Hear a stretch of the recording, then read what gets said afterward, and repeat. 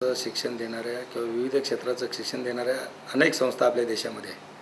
पण खऱ्या अर्थानं आपला जो हा देश आहे हा जगातली सर्वात मोठी लोकशाही असणारा देश आहे. आणि लोकशाहीमधले जे राज्यकर्ते असतात आणि लोकशाहीमध्ये जे निर्णय घेणाऱ्या ज्या काही आपल्या संस्था आहेत की एक म्हणजे स्टेट लेवलला असेल ती विधानसभा आणि स्टेट लेवलला देशाच्या पातळीवरली जी असते लोकसभा. आणि म्हणून अशा याच्यामध्ये जे काही लोकप्रतिनिधी त्या ठिकाणी लोक निवडून पाठवतात विविध पक्षाचे, त्यांना जर ते पूर्ण प्रशिक्षित असतील तर कमी वेळामध्ये सुद्धा आपण या देशाची चांगली प्रगती करू शकलो असतो.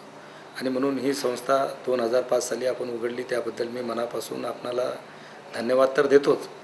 पण दुसरी एक खंतसुद्धा या ठिकाणी व्यक्त करतो की अशा प्रकारची संस्था उघडायला आपल्या देशामध्ये थोडा उशीर झाला असं म्हटलं तरी या ठिकाणी काही चुकीचं ठरणार नाही. कारण की गेल्या 60 वर्षाच्या आपल्या या लोकशाहीचा जर आपण अवलोकन केलं तर त्या 60 वर्षामध्ये ज्या गतीनं आपण या देशाची, आपल्या परिसराची किंवा ग्रामीण भागाची प्रगती आपण करायला पाहिजे होती त्या वेगानं आपण ती करू शकलो नाही. पण तरीसुद्धा आता निश्चित चांगले राजकारणी किंवा चांगले राज्यकर्ते जर असतील तर तो देशसुद्धा चांगला घडू शकतो असं माझं वैयक्तिक मत आहे. थँक्यू.